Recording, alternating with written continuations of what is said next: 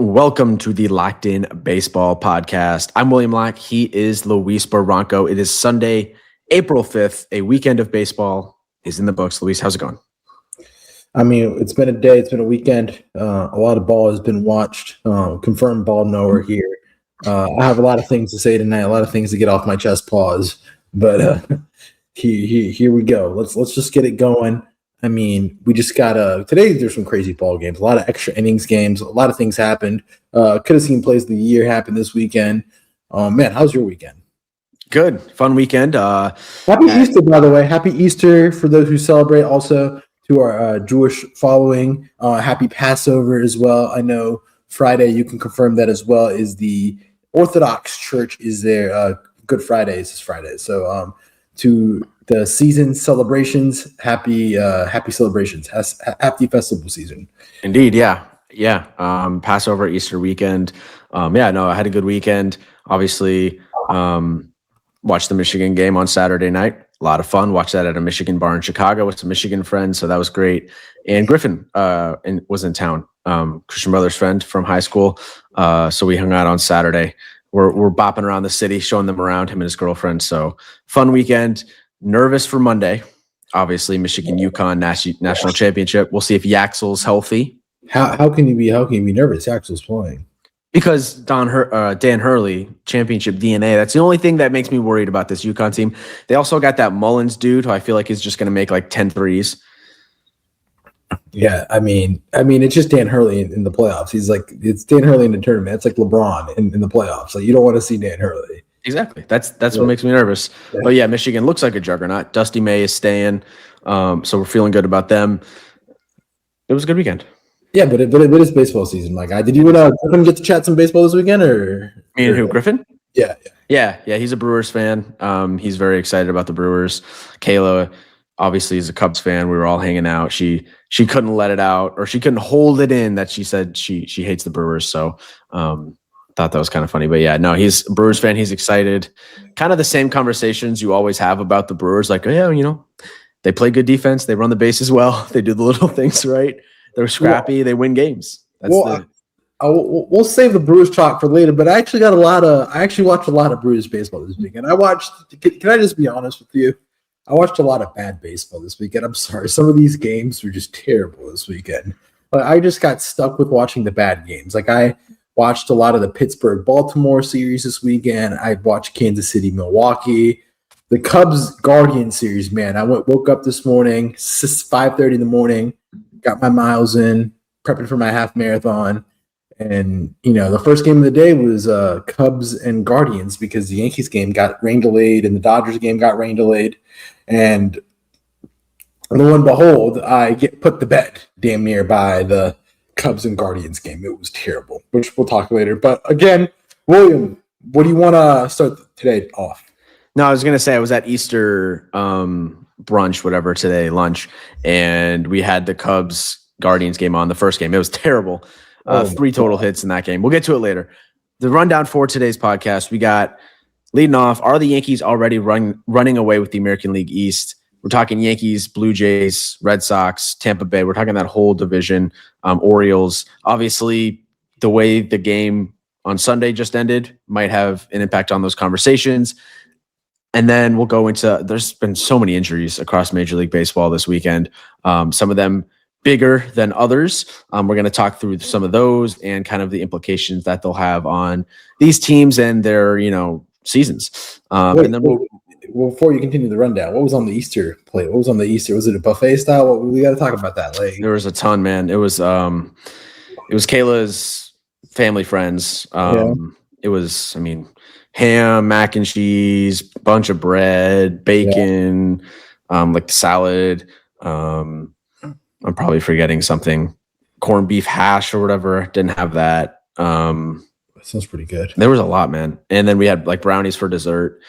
Clean brownies, not spicy brownies. I thought you meant by nuts. Like, you're in the Midwest. It's Chicago. It's not Colorado out here, my guy. So we played euchre, so very on brand for the Midwest. Very, very, very on brand. So it sounds like you had a good weekend. It was a busy weekend. Yeah, it was fun though. So let's get to it, William. Let's start it out, man. I mean, this weekend the AL East had themselves a weekend. I'm going to run through the series and I'll throw in my takes soon. But the AL East this weekend had generally a bad weekend. Let's just be honest. The only team that had a good weekend was Tampa, which Tampa won 2 out of 3 against Minnesota, and we know what Minnesota is. Minnesota is the dog water of the whole AL. They are one of the worst teams assembled right now in the AL. So for them to win 2 out of 3 is kind of shocking. And I have takes on them later. With the San Diego Boston series, you had San Diego win 2 out of 3 as well. In the Toronto White Sox series, Chicago at Wright Field for their home opener, they swept the Blue Jays, and now the Blue Jays are suddenly choking against good inferior competition. And then you have the series we just finished watching, which is the Marlins-Yankee series. I don't know how much Yankees did you get to watch this weekend. I was able to sit down and watch all 3 games in their entirety. So, I got a lot of AL East watch this weekend. So, William, where do you want to touch on first? Let's start with the Yankees because that's kind of the crux of the rundown segment here. The Yankees, yes, they lost today, but they are 7-2 on the season. They're off to a great start, and you have the Rays at 4-5, the Blue Jays at 4-5, the Orioles at 3-6, and the Red Sox at 2-7. Let's talk Yankees. They win 2 out of 3 against the Marlins. I missed the Saturday game, caught that one up through highlights, and then watched Friday and Sunday. Home opener was on Friday. They won that one 8-2. Had the Aaron Judge home run in the first. Bellinger had that absolutely incredible catch out there in left field. Probably the catch of the season. So far for sure. It's going to be hard to top that one. Well, also, that's another thing that we'll talk about later in the podcast, but a certain Angels right fielder had an incredible evening out there in right field. You mean an angel in the outfield? A literal angel in the outfield? Damn near? Damn near. Yeah. We'll talk Ben Rice. He had a big weekend. The Yankee pen was good on Friday. The Saturday game was drunk. You watched that one a little bit closer than I did, but it was the Giancarlo Stanton game. He had the game-winning hit in the 8th inning.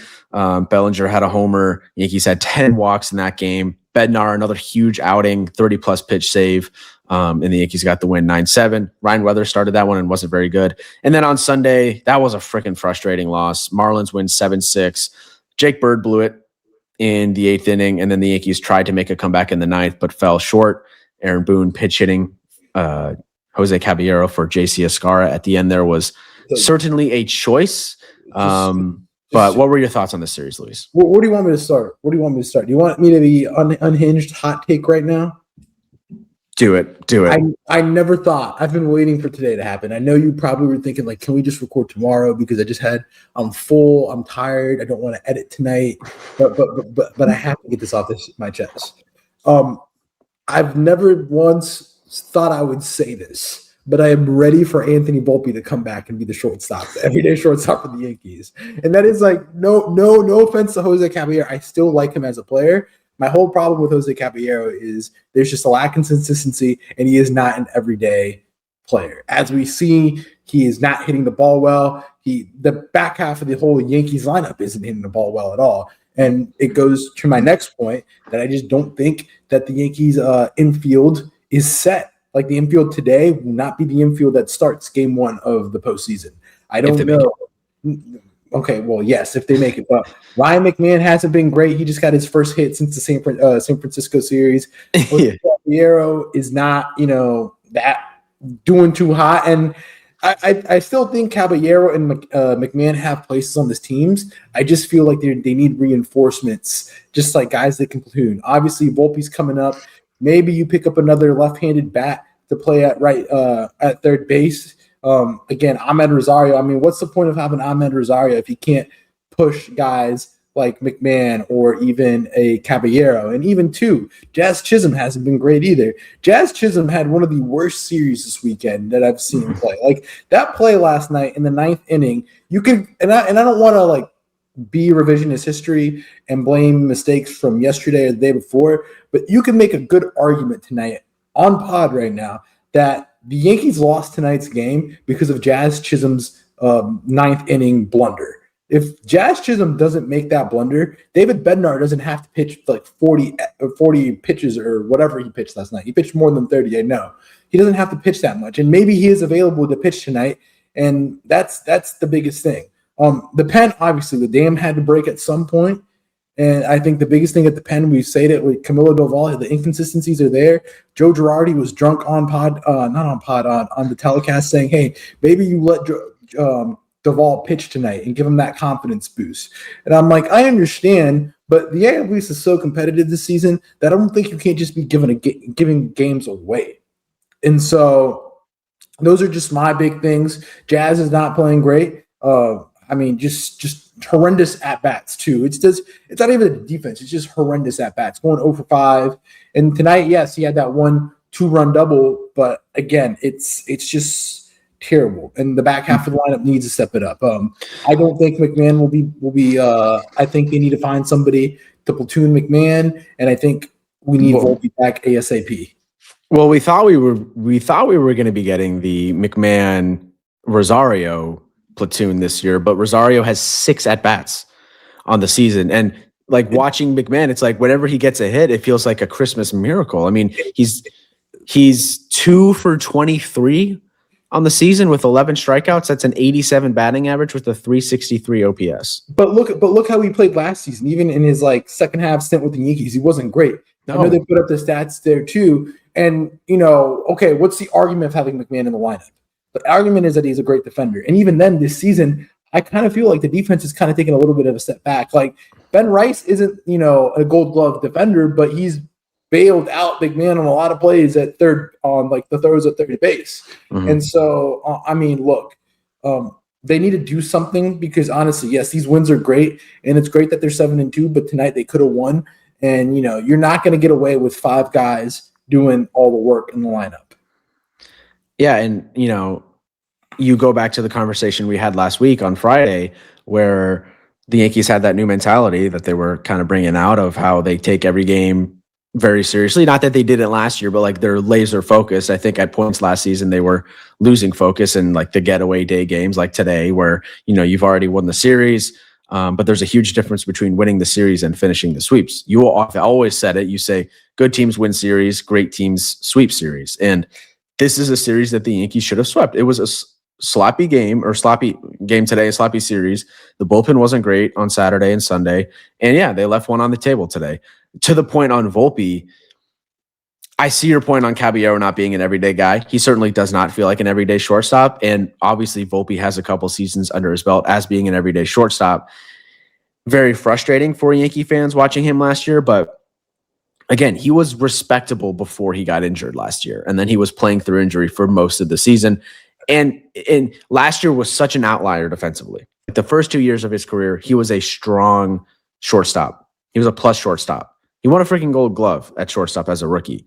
So you have to wonder what it will be like, what it'll look like when Anthony Volpe comes back healthy. I think the time off is actually going to be a good thing for him because if you look at the numbers, he has been much better after having a day off. And obviously this is going to be an extended absence from the injury.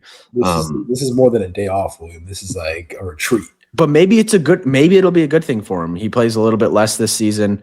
I think that's something to watch when he comes back. McMahon, I think we need to get Rosario more at bats. I agree. Even not even Rosario, man. There's just other things. I just have clear issues, and I know I'm very negative tonight. I'm coming on and speaking very negatively.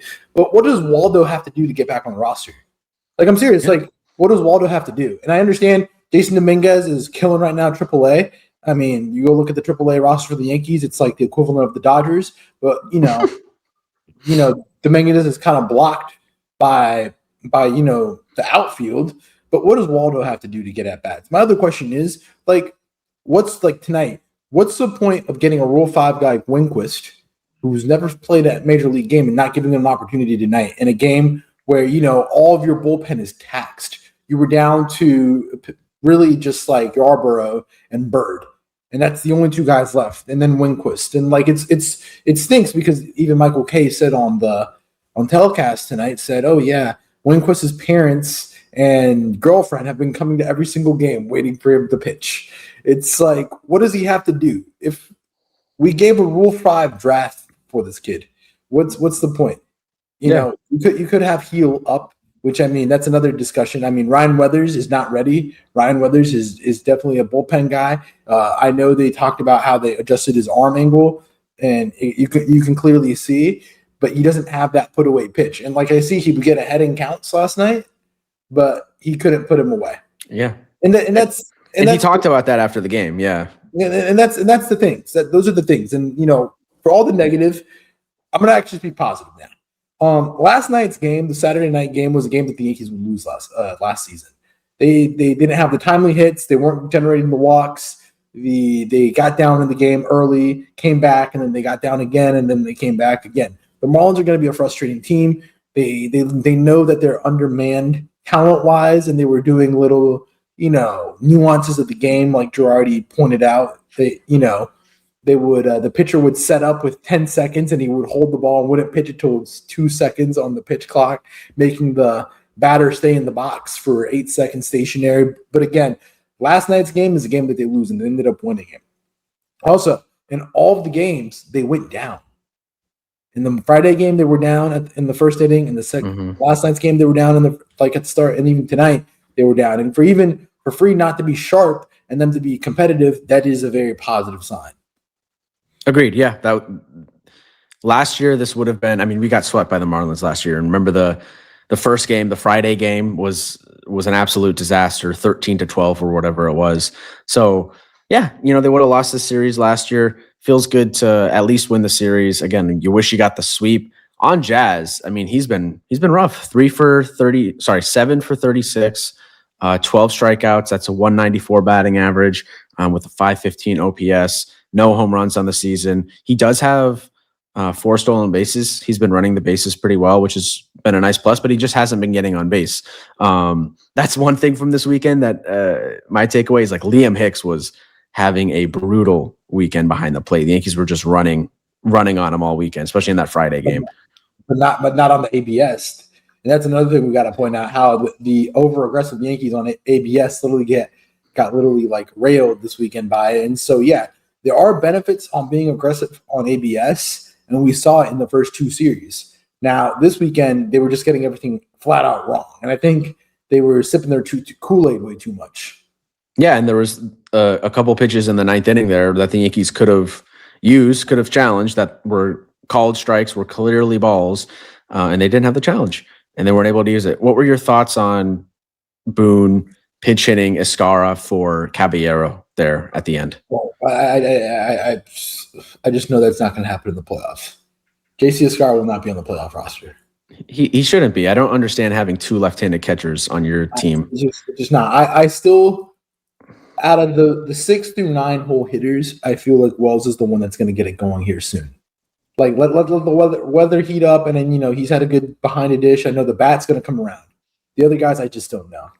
I still don't understand why didn't the Yankees just, the Yankees just didn't get Brendan Donovan. Pusheisty, the Cardinals, allegedly, just do that, allegedly. Pusheisty the Cardinals, and got Brendan Donovan.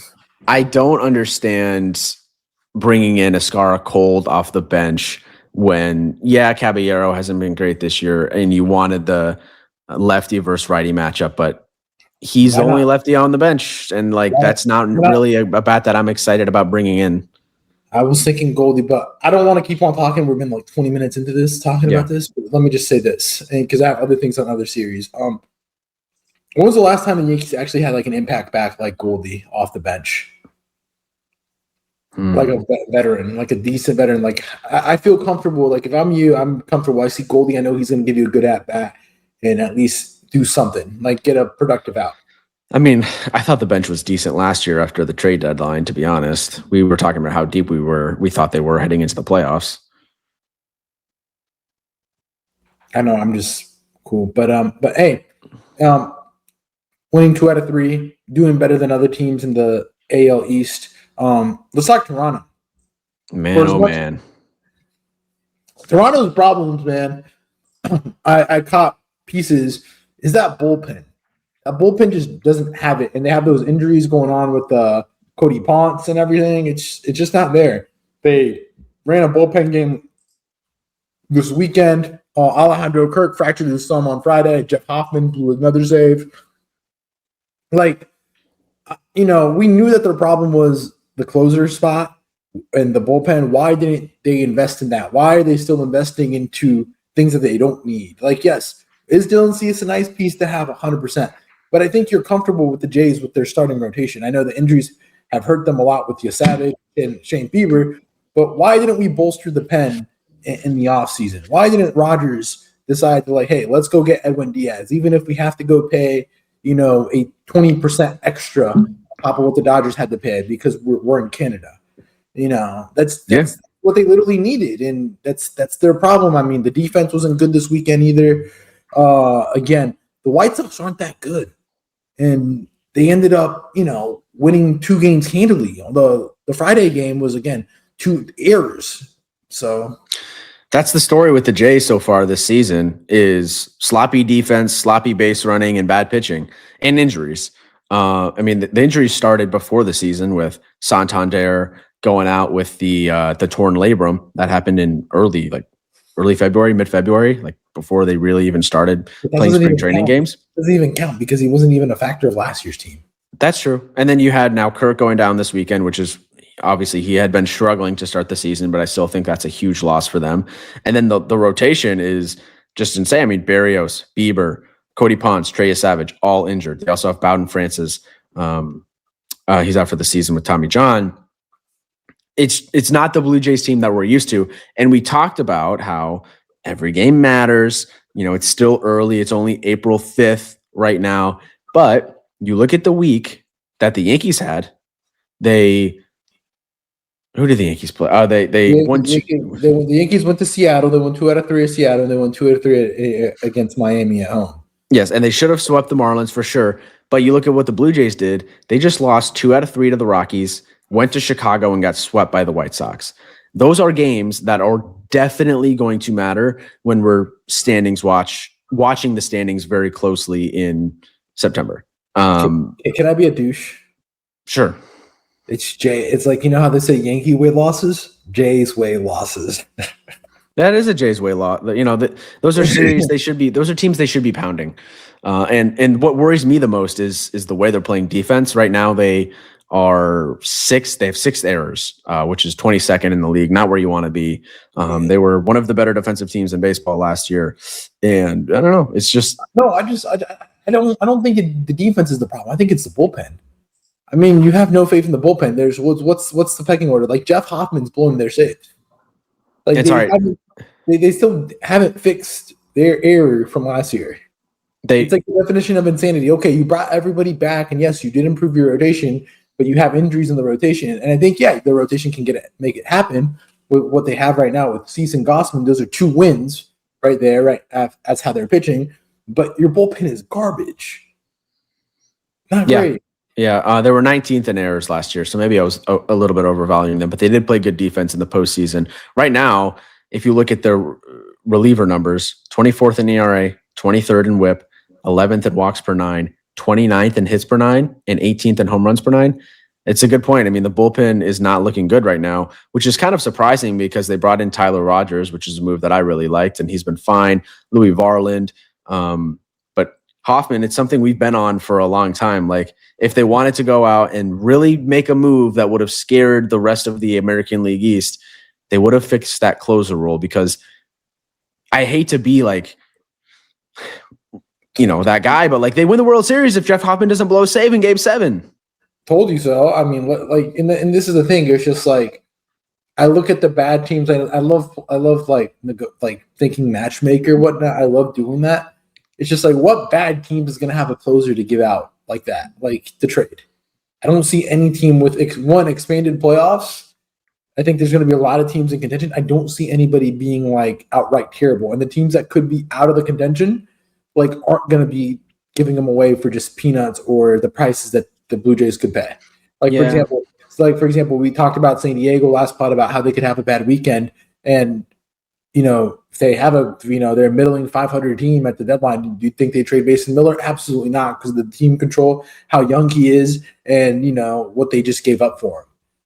There's like no teams that are going to do it. Even then, the Astros are probably going to be in contention on how the West is playing out right now, and Josh Hader's hurt, so it's kind of just like the reliever market's already inflated at the deadline as it is. Now with the lack of relievers potentially, and especially closers, like it's going to be damn near impossible. Yeah, and like a name that got traded last year, David Bednar from the Pirates.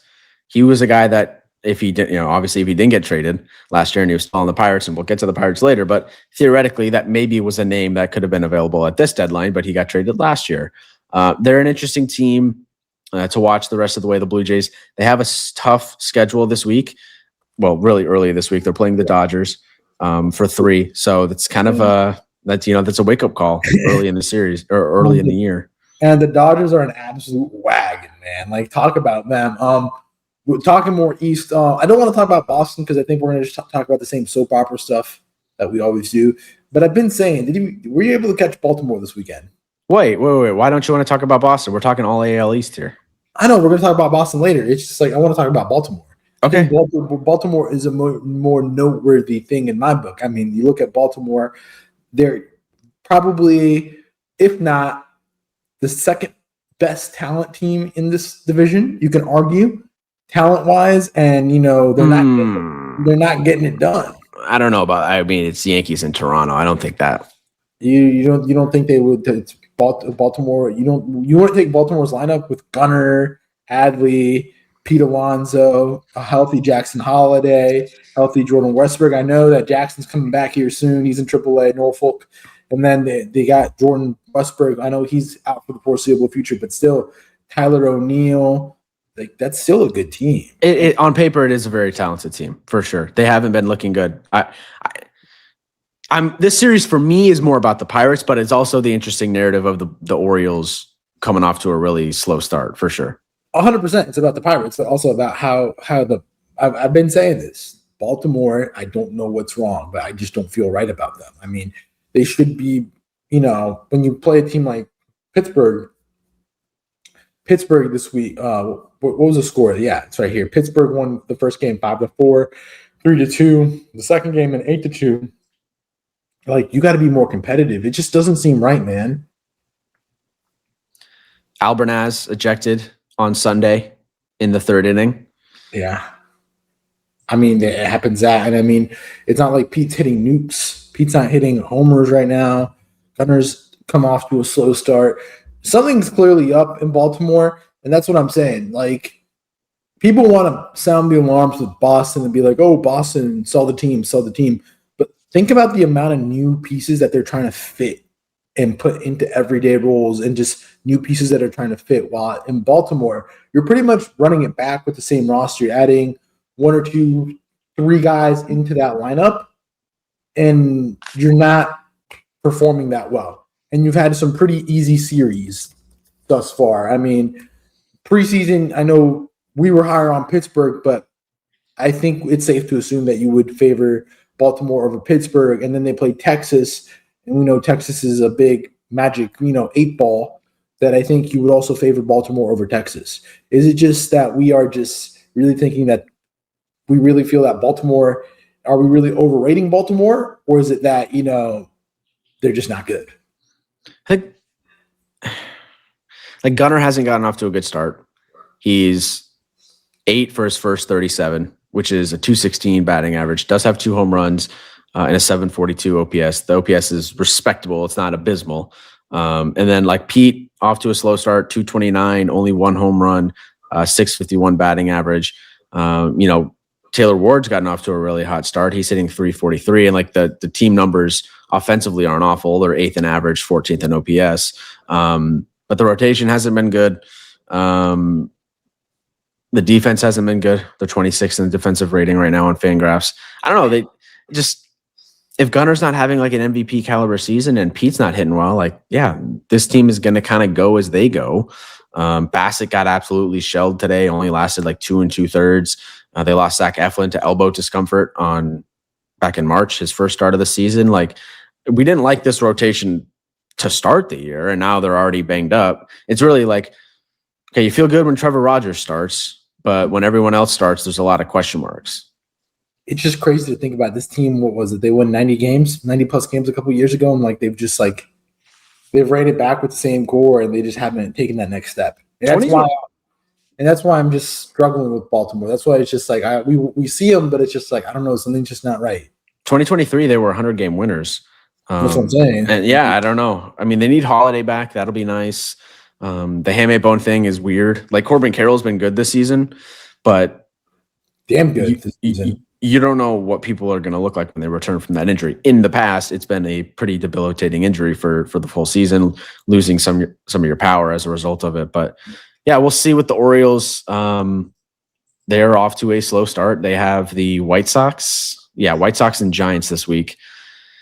You gotta take care of them. But I think they could just be an 81-81 team, man. That's what I think Baltimore might just be. I think they just might be 81-81.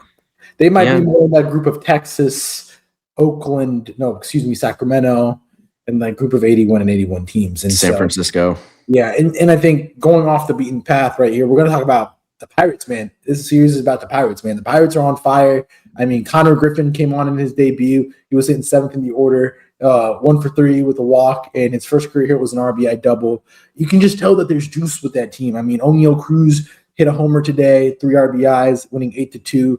Ryan O'Hearn, what a pickup he's been today. He went 2 for 5, 4 RBIs in the 8-2 win. And then yesterday, they had that game. I watched the end of it where, they were tied 2-2. And then, again, ABS screwed the Orioles. They were out of challenges. And then Nick York next hit, boom, RBI single after Brian Reynolds doubles, game over. And Baltimore is now 6-3. Pittsburgh is 6-3, and Baltimore is 3-6. And especially in a division like the Central that is going to be so 500 that you can need to have these wins to compete with the Brewers, the Reds, and at this point you have to put the Cubs in. We got to talk about it. Pittsburgh could be that team that could sneak into the playoffs this year, and I think it's something that I think as Pittsburgh fans you gotta you can't have imposter syndrome. You have to believe in this team because you got the pitchers. You got Bubba Chandler, Paul Skeens, and you got Mitch Keller. That's a great 1-2-3 for a playoff series. You got Connor Griffin at shortstop, which he looks damn good playing out there at short. And then you got also O'Neal Cruz. If O'Neal Cruz is locked in like he is, and you have those other guys like Ryan O'Hearn mixing in, why not y'all? Y'all could sneak in, get to a NLDS this season. Not trying to pump the juice and the Kool-Aid, but I'm feeling things. I told you. That's why I'm wearing the hat today, repping the Pirates. I was all in on them, talking about them on the Friday podcast. O'Neal Cruz, you mentioned him. He's hitting .314 with 4 home runs and a 1.025, OPS on the season. He's been great. 11 for his first 35. Obviously, the defense is a major concern with O'Neal Cruz. I feel like every other day we're seeing some type of crazy clip where he makes a blunder out there in center field. Maybe he should just DH and you bench Ozuna or something. I probably don't want to bench Ozuna because he's your free agent signing, but he's a liability in center field. Like I said on Friday, I think that's what you're going to get with O'Neal Cruz. I think O'Neal Cruz is going to do all the wild plays, and then he's going to have these blunders that are going to make your timeline and your social media reels. You're just going to have to take the good with the bad. That's how it's going to be with O'Neal Cruz. But hey, is it crazy to think that they can win this division right now with how the Cubs are playing out in the gate? Reds are kind of Redsing. I just think the Reds are the Reds, and obviously the Brewers are going to be there. Am I crazy to think that? Division, maybe not insane. Fangraphs right now, this is very interesting. Fangraphs gives the Brewers a 35% chance to win the division. They give the Pirates a 31% chance to win the division, and they give the Cubs a 22% chance to win the division. So Fangraphs is favoring the Brewers, but they have Pirates in second place. I don't like what I'm seeing from the Cubs, and I'll talk about it later when we get to the Guardians recap. I just don't like what I'm seeing from them, but I'm feeling things for the Pittsburgh team, and I think we should give them a little bit of juice this season. Yeah, they're my .TV team. I'm fully on the bandwagon with the Pirates this year. Also, interesting note on their starting rotation. It is the only starting rotation across all of Major League Baseball this season that has not allowed a home run yet. Their 9 games without allowing a home run is the longest streak for Pittsburgh's starting rotation to open a season since 1943. So it's a good start. And we know what they have with Skeens. But like a guy like Brass and Ashcraft was really good for them on Sunday. He went 6 innings, only allowing 1 earned run with 8 strikeouts against what we think should be a good Orioles lineup. So they got the sweep over the Orioles. They won the series, the midweek series against the Reds in Cincinnati. Now they play 3 against San Diego, and then next weekend they're in Chicago for 3 in Wrigley, which is a really interesting early season series. That'll be a really good series. I see a lot of parallels with this Pittsburgh team and the Arizona team when we hopped on Arizona when we started the pod. When you hopped on Arizona, I see parallels. Mm-hmm. A lot to be excited about. So we gotta just keep an eye on Pittsburgh. But let's go back to the East. I'm gonna go to Tampa and give you my top chat on Tampa. I know you haven't watched Tampa that much this season at all. I think Tampa's big issue is their pitching. I mean, the bullpen's had issues this season, and as you can see, like the games that they've won have been games that they've. And this is going to sound pretty dumb, but that the that the bullpen and the starters haven't given up more than 1 or 2 runs. They can't win shootouts. As you can see, all the games that they've lost they've allowed their opponents to score more than 6 runs. And this weekend they limited the Twins, and I know it's the Twins, but they limited the Twins on Saturday and Sunday to less than 1 run. They hold them to 10, so 1 run. Again, I think the Rays are just going to be a pesky team. That we're just going to have to watch all around. Can they score runs 100%? Yandy Diaz, Jonathan Aranda, Chandler Simpson's off to a great start this season. Isn't stealing that many bases, but he's getting on base, getting singles. And so when you have speed there and Cedric Mullins too running around the bases, again, it's just going to be just a team, that is just going to drive you crazy as an opposition team. And that's just my take on Tampa. Tampa this week, they have home opener against the Cubs. So I think the Cubs are going to like to get some hot weather, even though it's the Trop. So, look, I just think Tampa, I think I was a little bit too low on Tampa off this weekend. And so I think I could see that Tampa is better than Baltimore. I think I can maybe get on that bandwagon. You know how many errors Junior Caminero has so far this season? How many? 4? They've played 9 games? 9 games. He has 6 errors. Yeah. Well, they have the most errors as a team this year, 13. That is terrible. That said, they have not played a home game yet. And we know how weird the Trop is. They're 4-5. This is kind of where I expect them to be on the road, just like a 500 team, maybe a little bit below 500. But if they get into the Trop, man, I'm telling you, things are weird there. They can be 5 to 10 games over 500 in the Trop and win 80-something games. I don't think they're going to be a playoff team, but I also think, they're not going to be a fun team to play. With the way the Red Sox have started, which we'll get to them next, maybe they finish above the Red Sox in the division. I think they're going to be. Oh no, not a chance. Not a chance. I think Orioles. I think there's more. I just said I think they could finish over Baltimore. Yeah. Yeah. I just don't know. I think the Tampa Bay voodoo magic with their pitching staff that they'll figure out some way to do it. And I mean that's just been their problem with the pitching. Their pitching has just been atrocious. They've been able to score a lot of runs. They just haven't been able to pitch. And I think that's kind of an important thing when you play baseball. Their ERA as a bullpen is dead last, 30th. As a team bullpen. Could have used Pete Fairbanks today or a couple of days ago. Yeah, he opened the game for the Marlins today because his wife is going into labor. So congratulations to him. Yeah, congrats. But they brought up a weird thing that Chris Paddock started warming up as a starter, and they're like, "Oh no, you're not going to let Pete pitch." That is interesting. I guess that probably was because of the rain delay, right? Yeah, but they decided after the rain delay, he already started whatever. It's Fried still went out there, so yeah. Regardless, Boston. Let's just skip Boston, man. This is just a tough series to lose. I'll be honest.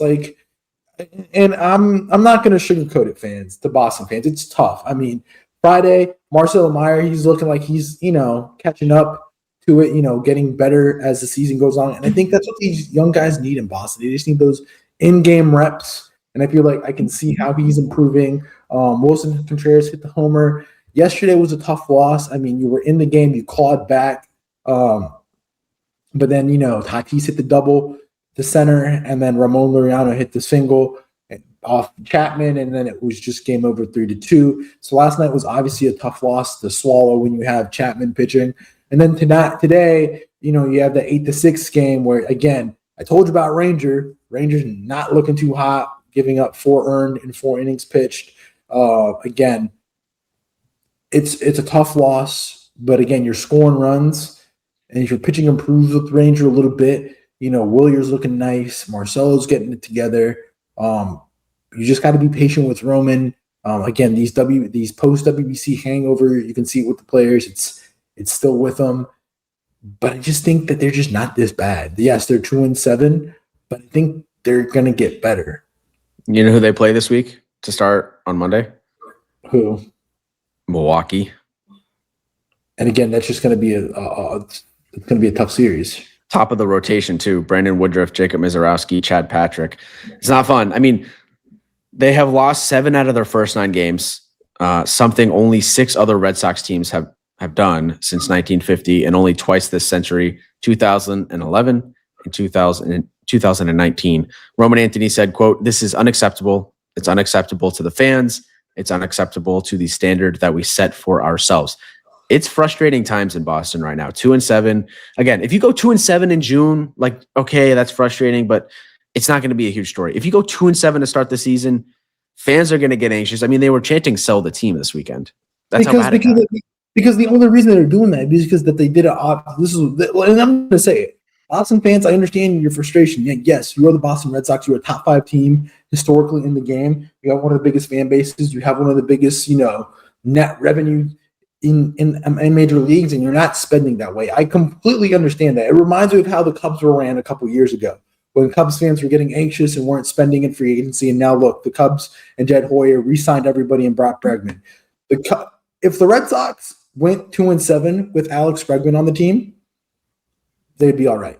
But the reason that they're pissed off, for lack of a better term, because they went 2-7 is because they went for, I would just say they went for great value. They didn't go buy the organic, fresh produce. They went for the great value brand signings. Yes, Wilson Contreras, Sonny Gray, and Ranger Suarez.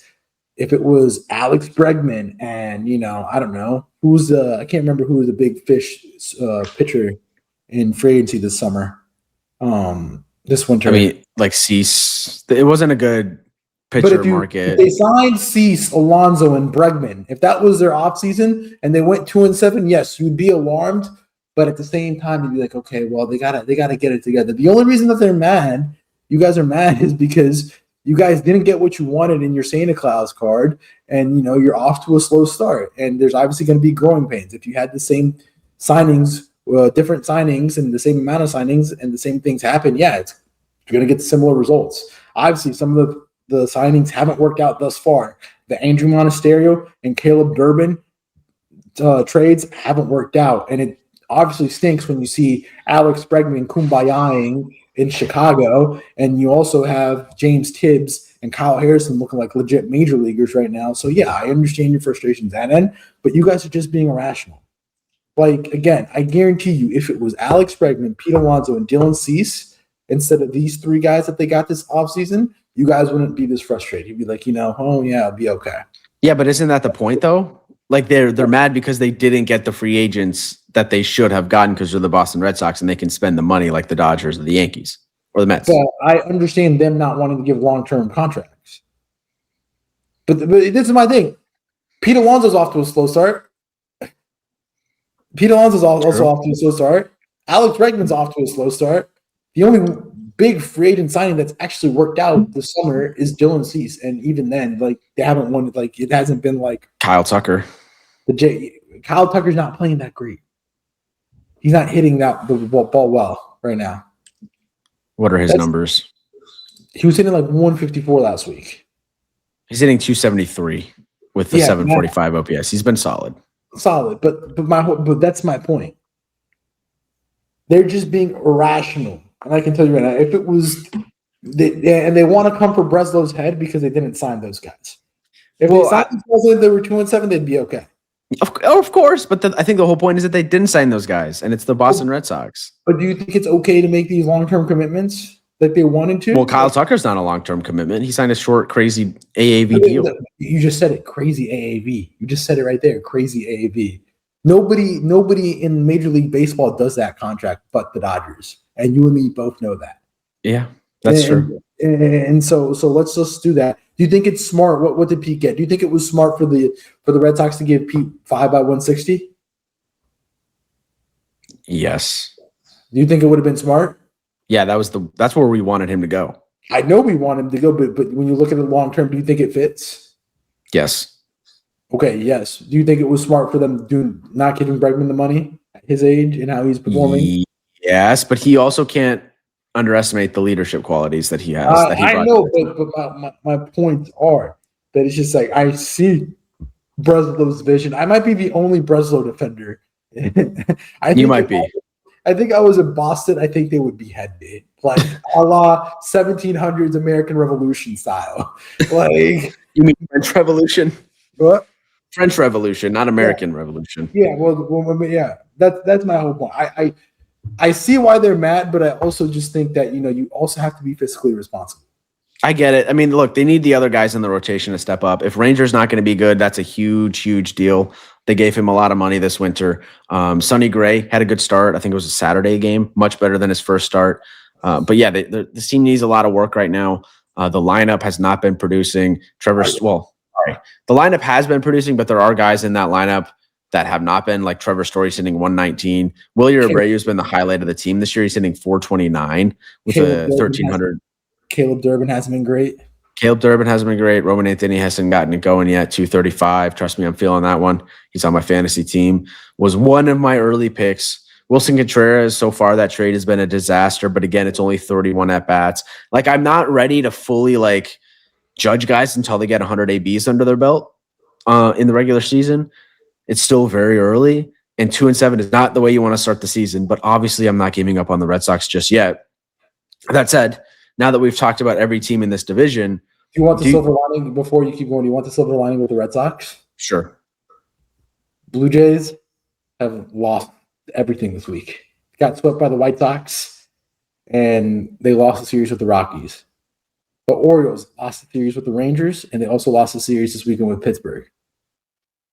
And then Tampa, Tampa's Tampa. I think if you are literally if you cannot literally, Red Sox fans, if you can literally say that Tampa is better, I'm sorry, you have no hope for this season. I think Boston is supremely better than Tampa. Of course, I don't. So that's my point. It's just okay, yes, slow start, but you can still get out of it. It's not, last week we're like, oh well, it is the AL East and it is a difficult division, but we saw how Baltimore's played, Toronto's played, and the Yankees are due for their swoon. Unfortunately, we're just gonna get ready for that. The Yankees are gonna hit a rough patch. It's no question about it. It's baseball. It's 162. So yeah. So we spent almost an hour talking about this division. So we should move on. But with that said, do you think the Yankees are going to run away with this, or is it going to be close the whole season? It's going to be close. It's going to be 1 Yankees, 2 Jays, 3 Red Sox, 4 Baltimore, 4 let's be spicy, 4 Rays, 5 Orioles. So spicy. I think the Orioles bus is about to lose its wheels. I think the wheels are going to come off the bus. Be interesting what they do long term with that team, because they're very young. They spent money this offseason. They got the new ownership group. If they have another bad season, I don't know. Let's see what happens. All right, let's move into some of the injuries across Major League Baseball. It has been a crazy weekend on that front. Let's start with, what we're going to do is we're going to talk about the injuries and kind of what we think their implications on this team are going to be, and do they have a huge impact? Are they going to, affect their ability to make the playoffs, or is it smaller and we're not really too worried about it? Let's start with the Astros. The key story here on Sunday, prior to the game, Hunter Brown, their star pitcher, third in Cy Young voting in the American League last year, he landed on the injured list with a shoulder strain. Interesting note is that he threw 102 pitches on opening day, which was the most among starters in Major League Baseball. Then he started again on Tuesday on 4 days rest. He only made 5 starts last season on 4 days rest, and he threw a career high 185.1 innings pitched last year. The A's won the series 2 out of 3 in Sacramento. They debuted their horrendously ugly Sacramento A's, in my opinion, the yellow uniforms. Tatsui, the diabolical patch that they have going on this season with Philadelphia, Oakland, Sacramento, Las Vegas. My God. You know what that patch is? What's that? That patch is like that guy that tattoos his ex-girlfriend's name on his arm. That's the equivalent of what the patch is. It's sort of like, oh, here are all my exes right here on my arm, right here. That's what it is.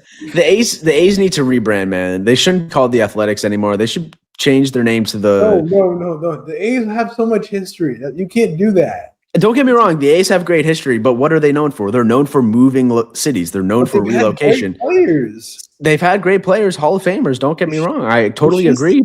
Change the name to. They should be the Las Vegas Nomads. No. Because you know what's going to happen. I'm telling you right now, this is going to happen. The A's, Las Vegas is kind of dying. I don't know if you see people are drinking a lot less. Las Vegas is supremely expensive. People have less disposable income. Las Vegas, I don't know if it's going to be a match for the A's. It's not like the Raiders where it's kind of like a show. Like people aren't going to A's versus Rockies on a Tuesday afternoon type of thing. Oh God. Let's say it's a disaster in Las Vegas. The A's are moving again. Like it's not. I know they got this brand new stadium. It's not out of the realm of possibility that like 70 years, probably after our lifetimes, if they're even playing baseball at that point, the A's move somewhere else. You know what they're going to be? They're going to be the Orlando A's, the Orlando Athletics, or Charlotte Athletics. Come back in 2080 to this podcast if it's still on YouTube, if YouTube is still a thing, and tell us if we're wrong. But I think we're going to be right. They're going to be the Orlando Athletics, or they should just be the Orlando Nomads in 2080. No, but not. I mean, look, let's just talk about I think the biggest thing to talk about is with the injuries with Hunter Brown. I think this is a big loss for Houston. I mean, Houston's pitching staff really doesn't have an ace. I mean, Tatsuya Emai, he was great. 5 2/3, 9 strikeouts yesterday in their win 11-0. I don't know if you saw that backwards slider that he pitched. Yeah, it's disgusting. That was disgusting. But I mean, hey, the jury's still out because I mean his first start wasn't great, and Houston really after losing Framber don't have an ace. I mean, yes, does Houston put up a lot of runs? 100%. But their problem is their pitching staff. I mean, they gave up 11 to the A's in the Little League ballpark that is Sutter Health, and they gave up 12 today. And that is, the A's, the team that struggled to put up runs for the past week against Toronto, and even before then that they played. I can't remember who the last series who it was, but they struggled putting up. It was in Atlanta. They played Atlanta.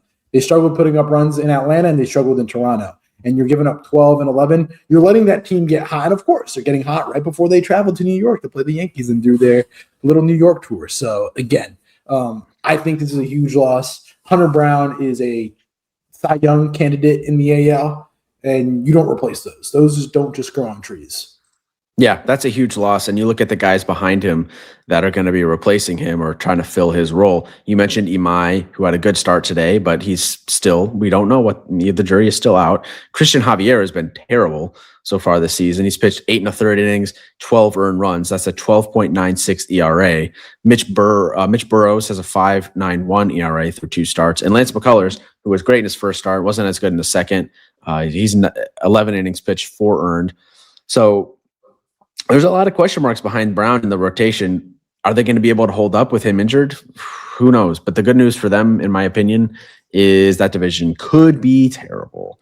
Could be. I think it is ass. Yeah, it's turning out to be bad. Seattle should still be the class of this division, but Houston, your goal this year should be to win the division. This is a huge loss. We'll go through some of these other ones, but this one I think is the biggest news. And what do you think about the series? You watched it a little bit this weekend? Worried about Houston's pitching. Definitely. They let the A's get hot. And I mean, the A's are now going to the Yankee Stadium, which I think that's going to be a problem. Yeah, they're one of those teams, I feel like the A's, that I think they're very good. They're going to be a very streaky team this year. 100% because they don't have the pitching, but they have the hitting, and hitting comes and goes.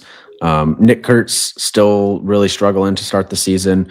4 first 27, has not hit one home run, has 14 strikeouts through his first 27 ABs. He has a 148 batting average. So that actually went up this weekend. Rooker had 2 home runs, walk-off home run on Sunday. So I don't know. They'll get the bats going for sure, but I just don't think they have the pitching to hold up. Did you watch San Francisco this weekend? I think this is a funny series. The Mets in San Francisco. Like, what have I been saying about the Mets this year? I think the Mets are just going to be a new Broadway spectacular every night, and that's what they're proving out to be. I was watching the Thursday night game, and oh my God, the errors that were being made. San Francisco won 7-2. I don't know if you saw Daniel, the rookie catcher for the Giants, Daniel Susac, get his first assist, and the baby was not having it out there.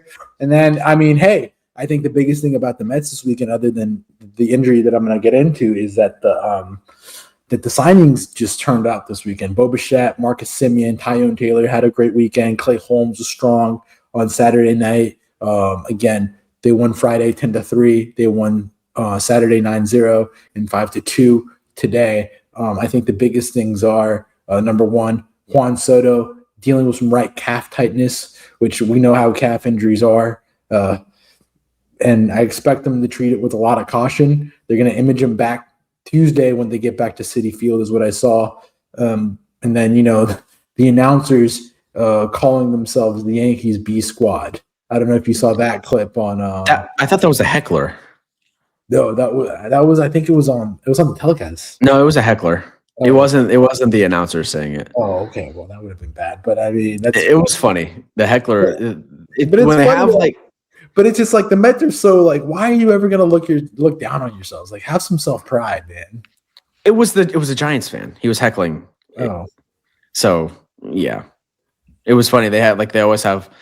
Sometimes wherever they place the microphones, like certain fans get picked up more than others. And man, that was the only one you could hear. And you could hear him heckling about, them being the Yankees, the B team in New York, which I thought was pretty funny. The Soto injury is a little bit of a concern. I would give it probably a C just because I still think, and man, I got a lot of flack for putting the Mets 5th in our power rankings last week on TikTok. But they go out into San Francisco and beat the Giants 3 out of 4. Beat the A, man. Belt the ass this weekend. It was the San Francisco. It's just a great get-right series, I guess, for a New York team going out to San Francisco so far this season. Francisco Alvarez is off to a good start, 3 home runs through his first 9 games, 24 plate appearances. He has a 1.078 OPS, and Luis Robert through his first 9 games has a 907 OPS. So they kind of have some dudes that are producing some power to maybe cover for Soto a little bit if he's out for like a week or something. Calf things do linger, though. We saw it with Kyle Tucker, kind of affected him all of the second half of last season. Or was it like starting in September when he got that calf injury? I can't remember. I think because he had the shin too. But I think the biggest thing is Mark Vientos. Mark Vientos is playing out of his mind. He's playing really well. And look, I do feel like we get a lot of flack with the Mets, but I think we are big believers, and I think the Mets are slowly going to get it together. I think this is a great get-right series for them. They got Oakland this weekend, coming up next weekend, and then tomorrow they have Arizona at home. So, I mean, the Arizona should be a measuring stick, but I do believe that, the Mets are finally catching their stride. Like I've said, it's going to be a work in progress. It's not going to be pretty. It's going to be a new Broadway spectacular. It's going to be a train wreck waiting to happen, but hey, sign me up. I am ready to go all in on the Mets this year, and we both did. So, again, a great series, and we know they're going to be in there in October.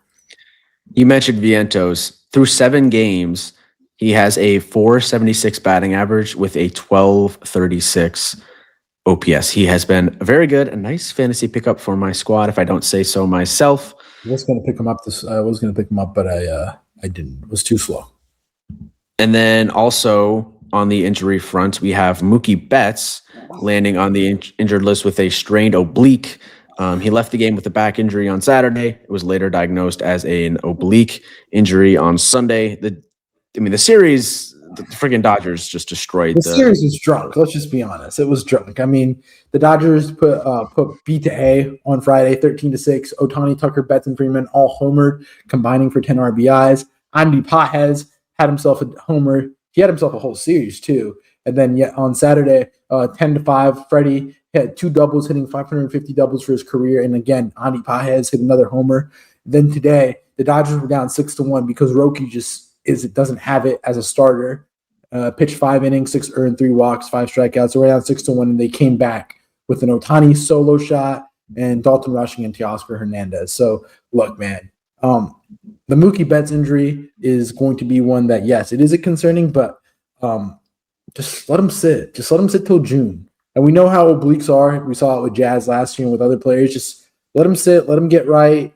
Let him get right, and boom, put him back in there. Again, they need him for October, not for a June game out in Washington. The game in April in Washington. Yeah, that's what we've kind of said with the Giants or the Dodgers. They're going to slow play their injuries all season long. I mean, they're off to a 7-2 start. There's no one that's going to push them in the division this year. Slow play this thing. I mean, they got guys to cover. Miguel Rojas can play some shortstop. Freeland can probably play a little bit of shortstop. They just called up Ha-Seong Kim, who's going to maybe be covering a little bit at second base. Obviously not the injury you want right now. You never want an injury like this, but they'll be fine. If there's any team that has the depth to cover it, it is the Los Angeles Dodgers. So I'd put the concern meter like a D, like a 1 out of 5, 2 out of 10 type thing. Yeah, very low concern. Hope he gets right. Like, it's a frustrating thing for him personally because he had a down year last year, and that was a guy that I was pointing at as to have a bounce back season. And he started off a little bit, playing pretty well. Slow but well, yeah. Slow but well. He had some good ABs. I felt good about him, obviously, in that lineup and everything. There's so much protection. And yeah, he was hitting, 2 home runs, but the batting average wasn't there. 179, 710 OPS. I don't know. He was. I feel for him because I know he's feeling this more than anybody else. There's probably a lot of frustration there. Let me ask you a question. Mm-hmm. This is just me thinking, and I need somebody with actual real playing experience. Do you think? And I know yes, the greats, because Mookie's going to be a Hall of Famer. Like, we know, it's a matter of not if, it's when. Mm-hmm. I know they're wired differently in there, whatever. Do you think that the switch from outfield to shortstop has taken a little bit out of him? And I think from just like a player, like I feel like shortstop's a much, a much number one, a harder position to play defensively, that I do feel like, hey, maybe that switch has contributed to maybe some of this. Yes, the injuries with the sickness that he had, the illness last year, now this injury, but I don't know. Maybe the change also is playing into a role. And I know that's year 2, 3. I think it's 2 or 3 full time. 2. Yeah, 2. That's what I thought. So it's a demanding position, 100%. A lot of lateral movement coming in, going back, but you get all that stuff in the outfield too. It's less running than in the outfield. You have to cover less ground. But I do agree, like, shortstop is a pretty demanding position. It could be having some type of effect on him. He's also just older at this point in his career. He's a combination of factors. Let's just put it that. He's 33. He's 33 right now. Bad postseason as well, so. Yeah, it sucks for him because I wanted him to have a good bounce back season. But the Dodgers, we know they'll be fine. You mentioned Pages, Andy Pages.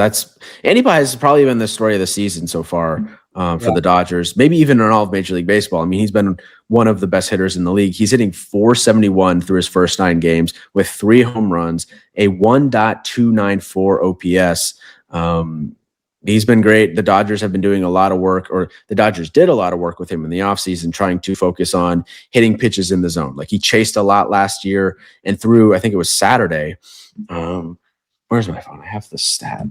Yeah, I have the stat. I want to pull it up. I took a screenshot. I was reading this article in MLB.com. Yeah. So through Pages' first 8 games, he was hitting .500 with a 1349 OPS, and through the first 8 games, he only struck out 4 times and swung and missed 10 times, 5 fewer than his total number of hits. So limiting the swing and miss, obviously putting balls in play, getting a lot of hits. But the focus for Pages this offseason was controlling the zone and swinging at pitches in the zone, not chasing. It's been paying dividends for him so far this season. And like, dude, if Pages is going to be an all-star caliber player, like, good luck. Because that's not like when you're going through the list of Dodgers star players this offseason, like it's the Kyle Tuckers, it's the Freddie Freemans, the Mookie Betts of the world. But you don't really factor in like Andy Pages because he was so bad at the postseason last year. But if he's going to be all-star Andy Pages, like, forget about it. This team is just ridiculous. That is true. And then finally, the injury. I'll let you take it away. Cade Horton with that right forearm tightness. Guardians won 2 out of 3. They won Friday 4-1, and they won the game 2 6-5. Aside from the injury, game 1 was so boring, man. The Cubs lineup is just it's just asleep. It's stuck in Arizona. It's stuck somewhere, but it's definitely not in Chicago or traveling on the Cubs team. I think a little bit too much kumbaya is happening on that team right now. But Edward Cabrera has pitched great today. 5 2/3, 5 walks, 4 strikeouts. Conforto definitely botched that positioning out in the outfield. And Danny Palencia, man, if he had more save opportunities, I think we'd be having different conversations about Danny Palencia, about how good of a closer he's been since the WBC and how he was today. But take it away. How does the Cub faithful feel? I mean, you were there this morning, with the faithful. How do they feel? Yeah, there's some frustration. I mean, the games look brutal in Cleveland. Like, it was just freezing, super windy. Like, you could tell both teams didn't really want to be there. And, 3 hits in the first game of the doubleheader, which was the fewest amount of combined hits in any Cubs game since 1965. That's crazy. But the lone bright spot, I feel like, for this team this year, at least from the pitching side of things, and there was really no one in the lineup that stood out except Miguel Amaya, the backup catcher, who's only played 5 games, but he's hitting .417 with a 1,250 OPS. He's been strong. Edward Cabrera has been great. And, if you lose Cade Horton for an extended period of time with this forearm injury, obviously anytime you hear that for a pitcher, that is a huge concern. I feel like a lot of Cubs fans were pointing to Cade Horton as the guy to be their ace this year, because we both agree, like, the Cubs don't have an ace. And you need an ace if you want to make the World Series. It's just a fact. Edward Cabrera, he's looked like an ace through the first 2 games, through his first 2 starts of the season. But losing Cade Horton, that's huge, man, because that rotation, I thought it was kind of thin heading into the season. Like, yes, you have Justin Steele coming back at some point this season, but it's the first year back from Tommy John. It's usually the second year back from Tommy John that guys kind of get back to their normal selves. Matthew Boyd, again, strong pitcher, all-star last year. I don't think he's a guy that you feel incredible about when he's towing the slab for a game 2 or a game 3 of a postseason series against the Los Angeles Dodgers. You would ideally have him like maybe in like a game 4 starter where you go Horton, Cabrera, Steele, and then Matthew Boyd. And behind him, like, Soto was good today in game 2 of the doubleheader, but he gives up 1 million home runs. That's kind of just the story with him at this point in his career. And Tyone can be strong too. But I don't know. I don't really feel good about this rotation. I don't think I think Pittsburgh, I take Pittsburgh's rotation over the Cubs. Pittsburgh has the best rotation in the Central. Just say it. The Brewers have, Mizorowski's better than anyone the Cubs have, pending what we get from Edward Cabrera this year. And this is remember, they were playing the Guardians, man. And that Guardians lineup, man, I watched it and it was an eyesore, man. I'm sorry. That game took a couple of years out of my life. I'm not gonna lie. I mean, it's tough. I mean, the Guardians are gonna be guarding, as I would say. It's there's not many takeaways to say, but I mean, my takeaway is the Cubs are concerning for me at this point. I'm a little bit worried about them. This injury, out of a scale of 1 to 5, I give it a 4.5. Give it a 6 because you're already thin pitching wise, and you need somebody to step up, but you don't have any like prospect or anything up. You're gonna have to trade, and outside of Palencia, the bullpen hasn't been good. They blew the game on the second game of the doubleheader on Sunday, where Jacob Webb gave up a bunch of runs in the 8th inning, and they were winning that game. They should have won that game. He got credited, I think, with a loss. So I don't know. And they're not hitting. Like, if PCA isn't going to be all-star PCA, I mean, the dude's hitting 8th in the second game of the doubleheader. I don't know. It's weird. It's weird. It's all just weird. No, sorry, he was hitting fourth in the first game. Look, I still think I still feel good about the lineup. They play really good defense. It's too early to panic on the Cubs. They're only 4-5. Like, it's weird playing baseball in the cold in early April, all that stuff.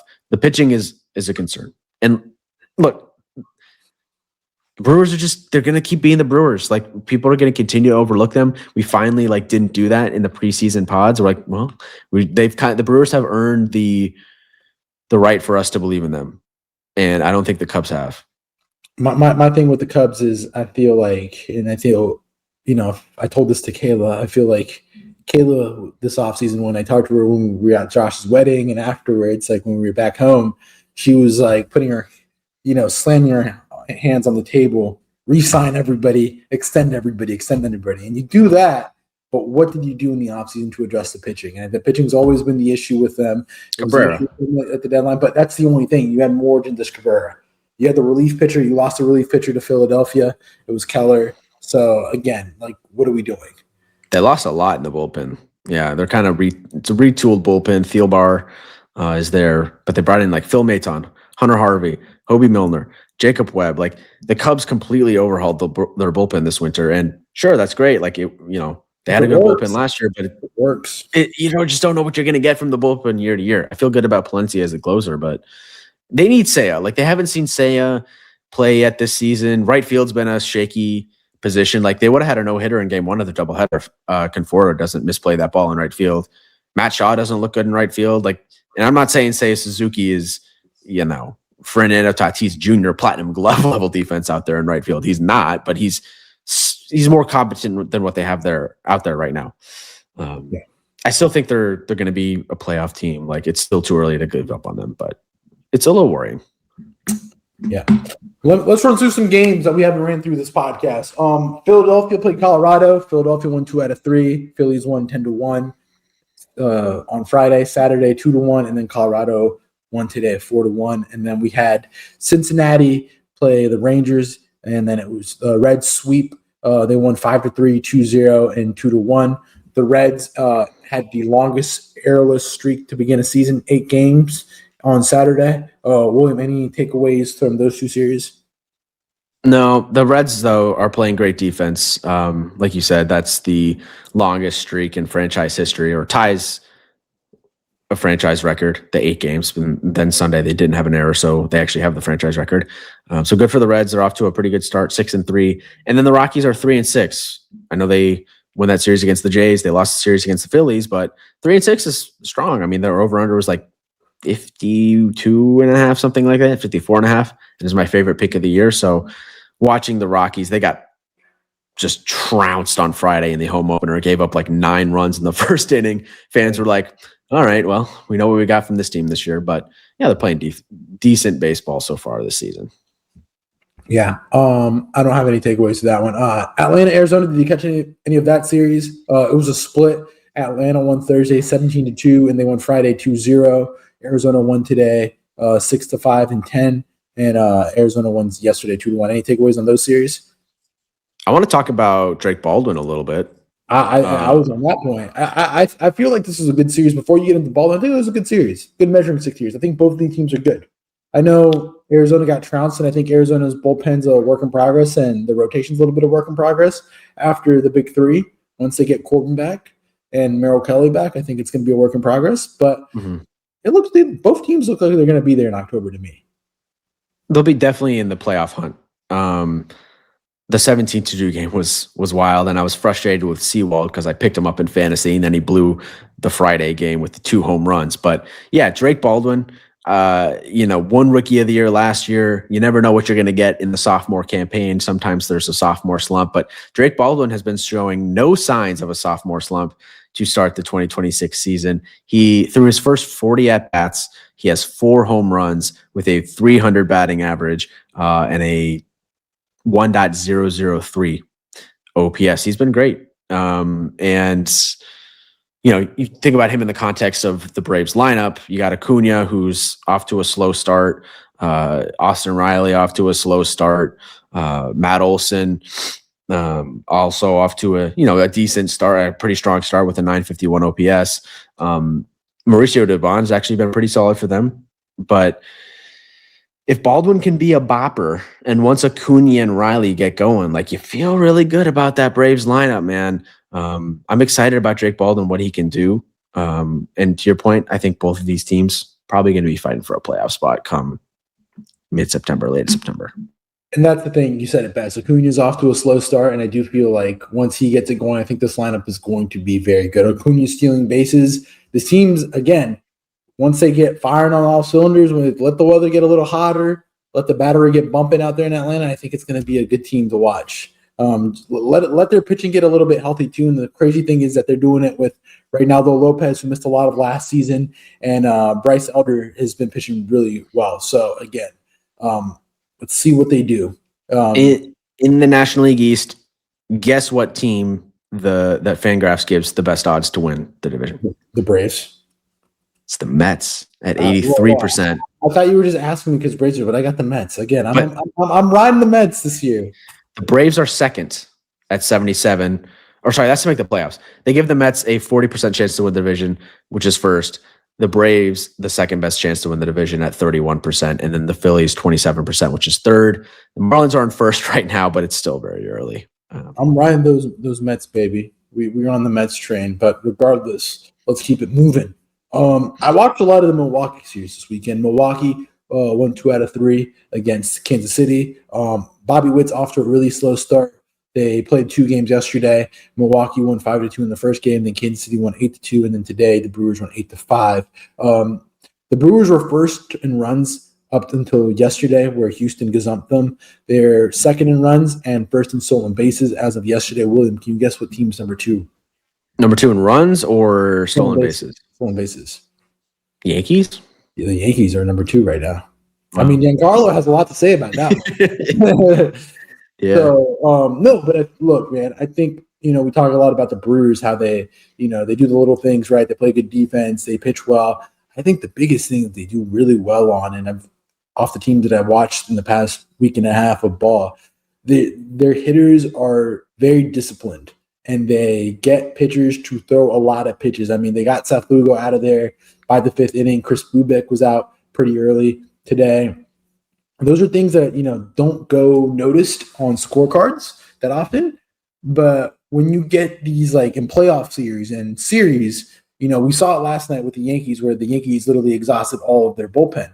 But when you see a team like the Brewers, that their hitters make the other team's starting pitcher have to throw a lot of pitches, a lot of foul balls. Like Luis Rengifo today had an 8 pitch at bat. When you get that and you make them get to the bullpen, that's going to pay dividends when you get deep into the season and deep into series and in the playoffs. And that's one of the things they do really well on. Yeah, that's huge. That is huge. And that kind of goes back to what we saw a lot with the Blue Jays in the playoffs last year. Like, they just had greedy at-bats. Like, they're hard to get out. And that, especially when we were in the, 3 true outcomes era, which I feel like we're finally getting out of, that was...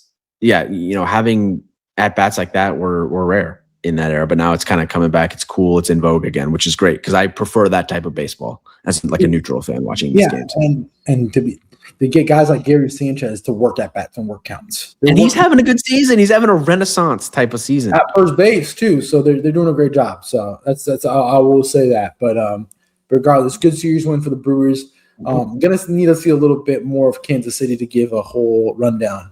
And then what about Carter Jensen sleeping in, oversleeping, missing his alarm, scratched from the lineup? Rookie mistake. That was a Thursday thing. So, how many alarms do you set in the morning? I don't. You just wake up? My body's just wired to wake up. I'm just I'll be up around a certain time frame. Wow, that's ballsy. No, I'm just wired. There's only one time that I've missed something because of that. What time do you wake up? On a weekday for work? It just depends. Depends what I have at work. It's I don't have a set work time, but for example, I know I got to be at work on Tuesdays, Thursdays, and Fridays by 10 a.m. I got to be in the office. So I'll probably wake up around 7:30, and then I'd probably be out of bed because I'll eat, I'll take a little cat nap, and then I'll be up by like 8:45 to be out the door 9:15. So like that's just my body's wired. I'm a 3 alarm guy. I'm nervous. I always wake up on the first one, but I'm nervous that I'm not going to. So I set 2 other alarms and I never use them. No, my brain's just wired. Like even when I'm like flying on vacation and know, okay, my flight's at 7, I need to be at the airport at 6. Like I'll already be up at like 5:30 ready to go. Like That's crazy. Maybe you're not getting enough good sleep because you're like partially awake. Well, I got a lot of crap going on. So maybe we got Detroit and St. Louis playing right now. Detroit's won the first 2. Detroit won 4-0 on Friday. Framber was dominant at home. And then yesterday, Detroit won 11-6. Jordan Walker hit a 459-foot grand slam in outfield assist. Again, he's not too old. He's still the ripe age of 23 years old. So there's still a lot of time for him to rebound to that top prospect. And I think he may be turning the corner this year, which is, if Alden were listening to this part of the podcast, he'd be like, yeah, he'd be buying his stock. I know you just bought stock into him today. That would be a refreshing like breakout season, because this was a make or break year for him, man. It felt like if he didn't have it going this year, might have been the end of the road. Certainly with the Cardinals, and maybe it was just like minor league opportunities, minor league contracts from there. Like they DFA'd him potentially. I don't know. He's still 23. I know, but man, he hasn't been good. And now, no, but I think it was Just Baseball that posted like players that Jordan Walker is the same age of, and it was like a bunch of like rookies. I think Carter Jensen's 23 right now. Yeah. So man, he's only 23. That is interesting. Carter Jensen's 22. And so, but the whole point is, so just keep that in mind. And then finally, Seattle versus the Angels. Seattle won on Friday 3-1. They did lose Brendan Donovan. He had a little groin issue on Friday. Didn't play for the rest of the weekend. Not expected to be on the IL, but they held him out of precaution on Saturday and Sunday. Saturday they won 1-0, which Jo Adell robbing those 3 home runs. I feel like we're burying the lead with that one. And then we had the picture of the year there. Right here. And then the Angels won 8-7 today. William, Jo Adell. Yeah, if you're watching on YouTube or Spotify, whatever, we got the photo of the year here, man. Jo Adell robbing 3 home runs. Such an awesome performance from him. I think it is certainly the defensive performance of the year. Maybe one of the best. I don't know. We always speak in hyperbole in sports media, but maybe one of the best defensive performances of all time. The funniest thing with Jo Adell is like he wasn't a guy that was known for being a good defender. He was a bad defender. When he first came up in 2020, his outs above average in the outfield was a -4. According to Inside Edge, the most home run robberies by a single player in the entire 2025 season, the most home run robberies by a single player in the entire 2025 season was 4. He had 3 in one night. Gold Glove finalist in 2024, so he's turned it around. Obviously, the bat was really good. He last year hit 40-plus home runs. He's been working with Aaron Judge's swing coach. And then after the game on Saturday, Jo Adell said, quote, "Defense was something that I struggled with, just finding ways to improve and get better and find a way to learn. At the end of the day, defense is one of those things where it's about trying to get the job done." They won the game 1-0. Jo Adell robbed 3 home runs, and you can directly point to Jo Adell and be like, yeah, he won us that game. And then in the Mariners clubhouse on Sunday, they put up a poster or wrote on the whiteboard. It just said, Sunday game plan or whatever, don't hit the ball to Joseph Adell. And just thought that was great. Good series for the Angels. They won 2 out of 3. Brian Wu had a great start on Friday. But yeah, Jo Adell, kind of the story of baseball this weekend, really. And I confused, and when I put that note in about the swing coach, it was Kyron Paris, because I got flashbacks of having Kyron Paris last year.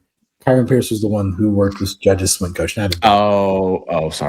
Yeah, but he had 40-plus home runs. Hey, is he a building block? I mean, the only sad part about the Angels this weekend is that Mike Trout left the game with an injury after getting hit by a pitch today. Yeah, in the hand. Yeah, that's classic. So that wraps up another week. William, week 1.5 in the book. Anything to look forward to this week? Substack article, anything coming soon? No, busy week for me with some travel. But we'll be back I don't know. We'll have to chat. We'll have to chat. Well, we'll probably be back Friday morning. Yankees play 3 against keep saying Oakland against Sacramento. Starting. We say Oakland. We still respect Oakland. The Nomads. Yeah. We'll see. This was a long one. This was a fun weekend of baseball. You got anything else before we get out? No, that's it, man. Alrighty. Thank you everyone for listening. We'll be back later in the week, Friday potentially. But until then, we'll catch you next time. Peace out.